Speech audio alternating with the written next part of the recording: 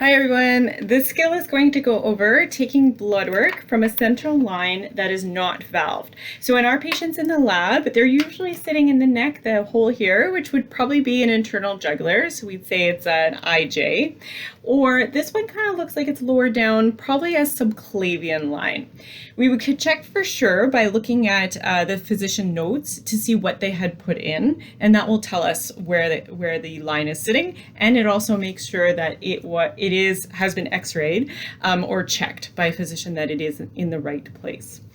So for blood work, we're going to be using the brown lumen, and we can tell that this catheter does not have valves on the inside because we have clamps on the outside. Remember, a PICC has valves on the inside to make sure that blood doesn't flow back or air doesn't go in. However, the central line here, the non-valved, does not have that. So if we were to take off these caps and if we were to unclamp this line, blood would flow back and air could possibly go in and cause an air embolism. So really important to make sure that we have these caps on, and really important too that we make sure that these clamps are usually clamped. Okay. All right, so for taking blood work, we want to make sure that we have our requisition, and we want to make sure that the patient name matches the patient's name band. So when we come in to do our check and introduce ourselves and explain the procedure, we're going to make sure that this matches our patient name band, and also that the label that is going to be attached to the tube matches all of this as well. So we're sending the right blood on the right patient. Okay. So of course as well, we'll make sure that we do our hand hygiene. So nice clean hands when we approach our patient. And then for this procedure as well, we need some non-sterile gloves. So first I'll do the blood work. Now, because there's no valves in this line, the potential for blood to come back into the line is very high. And what can happen is your line can clot if blood is going to sit there. So that's the reason why this line is usually heparinized. Okay?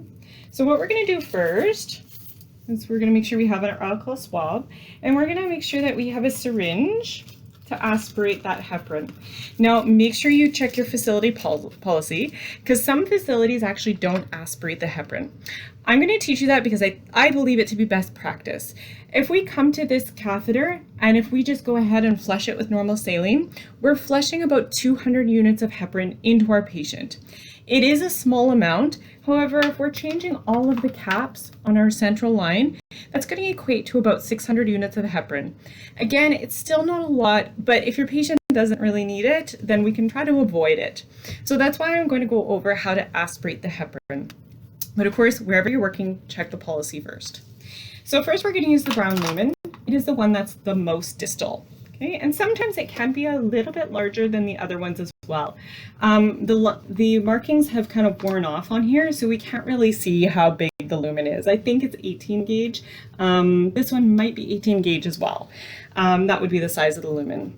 So first, of course, we're going to swab our port for 30 seconds, let it dry for 15. Okay. And we're going to attach a syringe. And we can use about a 5 cc, or actually a 10 cc syringe we're going to use, because we're going to aspirate about 6 cc's of heparin. Best practice is about 6 cc's. Okay, you can always pull back a little bit more if you need to. Okay, so we're going to unclamp our line. Okay, and we're going to pull back. Oh, and this gives really nice blood return. Okay, so approximately 6 cc's. And now this is going to be a mix of heparin, and it's going to be a mix of your patient's blood. So we're going to get rid of that. We don't want to send that down to the lab. It's contaminated. Okay. So now there's two ways that you can get the blood from the patient. So you can either take the blue vacutainer, which attaches right to the interlink. And because I didn't put my line down, I kept it holding up. It is still sterile at the end. If I did put it down, I would just make sure I re-swab. Okay. Now sometimes as well, if you feel that you want to clamp in between taking off syringes, it is a good practice. However, sometimes you forget. There is a cap on the end of here, so that will ensure that blood doesn't flow back and air doesn't go in. Okay. When we do a cap change though, we are going to want to make sure for sure that we have this clamp enabled. And at the end of what we're doing, when we leave our patient room, we want to make sure too that the blue clamp is clamped, okay? Just in case our cap falls off, our patient unscrews it because they're confused, we want to make sure we have double safety, that blood's not going to come out, air's not going to go in, okay? All right, so now with our blue ended vacutainer, we can attach that, okay? And we're going to take our blood tube, which of course we've labeled, and we're going to attach that on there. Now you see nothing is flowing because I have it clamped. So let's unclamp it, and you can see that the blood is going to flow. Okay, so it's going to naturally pull into the blood tube. Okay, and usually it'll pull how much it needs. Sometimes in our mannequins it doesn't give as much because these mannequins don't have a blood pressure, so there's nothing pushing that blood out into this blood tube. However, your patient in real life, it should fill up to how much you need. Okay, there is a line on a lot of these tubes that sometimes you can see of where to fill it. Okay. It also states on there as well 4 mLs. It's hard for us to know, but usually once it stops filling, that's when the tube is happy. So we would want to make sure too, we check our inversion chart, and you guys will always have that at the bedside to refer to see how many times we need to invert this. Okay, I'm going to put that aside for now, make sure that I label it later. Okay. I'm going to finish with my line here. Now, if we didn't want to use a tube, if we wanted to use the syringe method, we certainly can do that as well. So I could use either a 5 cc syringe or a 10 cc syringe, depending how much blood I need. If I'm sending a couple tubes, I'd probably want to use a 10 cc. But say I'm just going to send 1 tube of blood. I'm going to attach a syringe. So this is the syringe method if you didn't want to use a vacutainer. Okay? So same thing, I'm just going to pull the blood back. Remember, I've already sent my discard. Okay, I've already thrown that away. So this is pure blood, no contaminants coming from our patient. So it'll depend how much I need. So say if I'm sending a CBC, it says 4 mLs. So I would make sure I draw 4 mLs. Okay, so there's my blood there. I can put that to the side. Just make sure you don't mix it up with your withdraw. Okay, so make sure you dispose of that withdraw. We don't want to send that to the lab. All right, now I have blood sitting in the line here, so I don't want to leave that sitting. So what I'm going to do is I'm going to flush it with 20 cc's of normal saline. For all of our lines, after we draw blood work, we're going to flush with 20 cc's. Reason being, blood is sticky. It sticks to this lumen. We got to get it out. Okay, so we're going to attach our normal saline syringe. Make sure you get your bubbles out. Okay. And we're going to flush 1 ml, push pause, push pause, push pause. Okay, and that's going to create that turbulent blood flow to try to kind of dislodge any kind of blood that's sticking to the lumen of the catheter. So we don't want clots. Okay, making sure that I have all my bubbles out.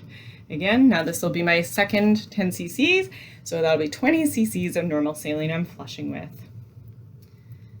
Okay. And remember, you can clamp in between taking your syringes off. Good practice, that's a great idea. Now, so we flushed it with 20 cc's of normal saline. Now we need to heparin lock it. So often on the units, you'll find heparin pre-filled syringes. Sometimes you'll have to draw it up from vials, but often you'll find the pre-filled syringes.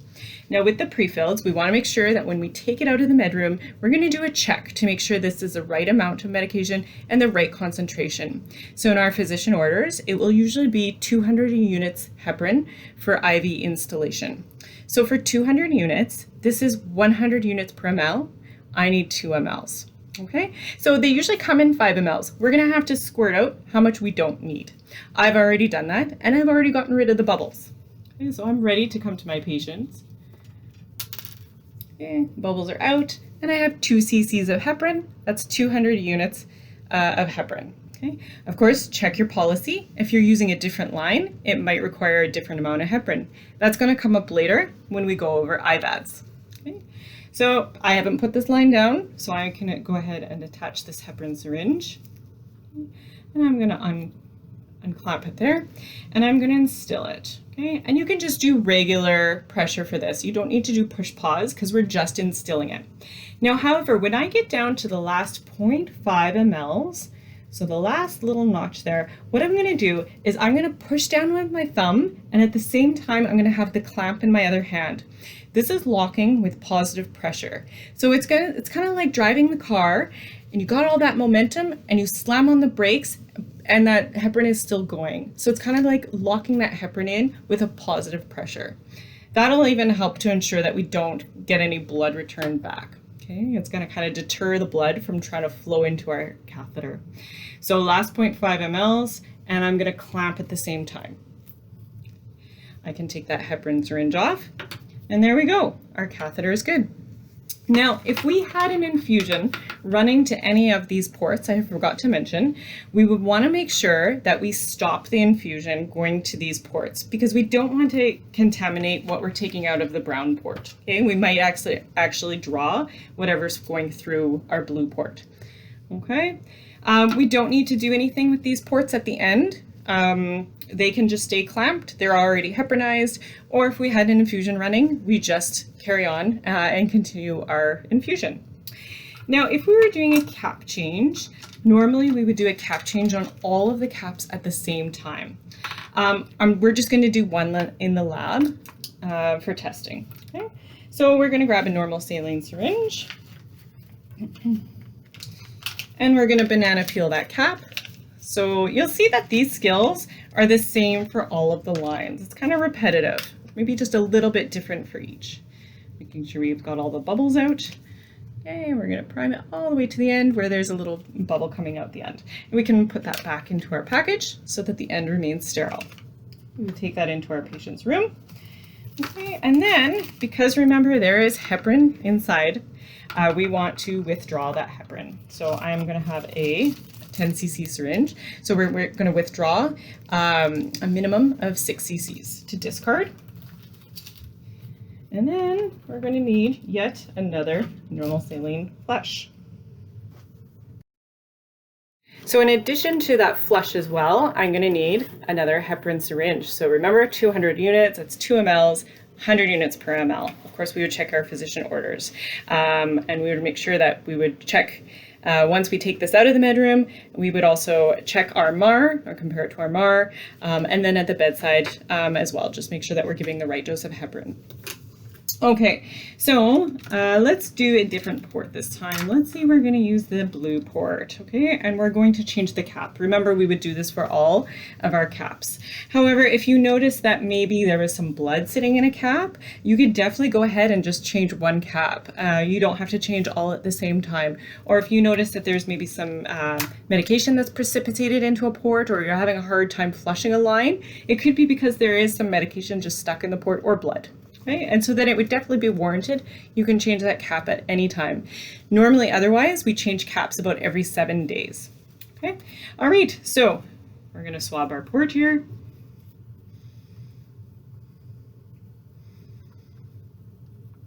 Okay, because there is heparin inside there, we're going to make sure that we withdraw our heparin.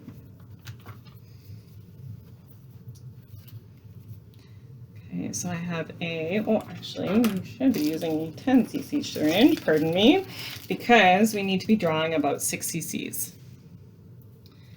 Okay, so we're going to unclamp, and we're going to draw back. Sometimes in the mannequin, you'll get blood return, and sometimes you won't. There we go, now our blood is flowing. And remember, this is a mixture of heparin and blood because we had heparin instilled in there.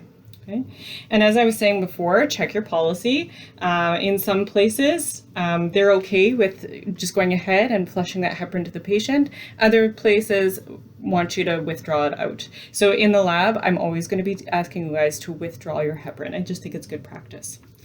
Okay, so I got a lot of air. Normally that hopefully wouldn't happen with your patient, but because this is a mannequin, I did get some air. Okay, so I withdrew 6 cc's, heparin and blood. I would toss that away. Okay, and I'm going to make sure I have that clamped. Now next I'm going to take an alcohol swab, and I'm going to clean where the cap meets the lumen, just because when I unscrew this, I might cause a little bit of, if anything's crusted there, it might come loose, and I don't want that to go into my catheter at all. Okay, so I'm going to clean that connection, swab that, so it's nice and clean. Okay, now I'm going to take off my cap, and I'm making sure that my blue clamp is clamped, right? Because I don't want any blood to come out, and I don't want air to go in, okay? Because we're taking off a really important safety feature, this cap. As well, remember, I have my cap ready to go with my normal saline syringe. Now again, same as the PICC line, if I notice that this looks crusty around it, or if there's anything kind of gunked on there, medication, I can definitely take a clean alcohol swab and swab that lumen. Some of the literature, however, says don't swab and get that cap on right away because we're exposing our patient to potentially the air, which could cause an air embolism. However, we want to have a clean lumen. So if it looks yucky, make sure you clean it.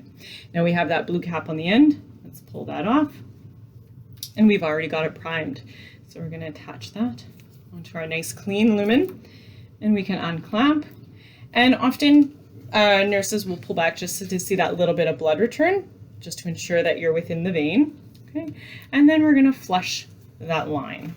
Okay. We're going to flush with 10 cc's. And because we didn't take any blood work, we're good to just flush with 10 cc's. Okay. We can, of course, clamp this every time we take a syringe off, if we remember. Now we normal saline flushed it. However, because there's no valve on here, we need to instill that heparin again. So we've checked with our physician order, we double checked 200 units, 2 mLs. If we needed to, we can swab this port again. I didn't put it down though, so I'm just going to attach it right to my brand new clean cap, unclamp, and again, remember, like before, we're going to do positive pressure for the last 0.5. Okay, so I'm going to push with my thumb and I'm going to clamp at the same time, going all the way to the end of that syringe. Okay, and I can take that off, make sure my blue clamp is clamped, and my cap is on there securely. So I would repeat that process 2 more times, withdrawing the heparin, discarding, putting the new cap on, flushing with 10 cc's, locking with 200 units for each of those lumens. And that would be your cap change.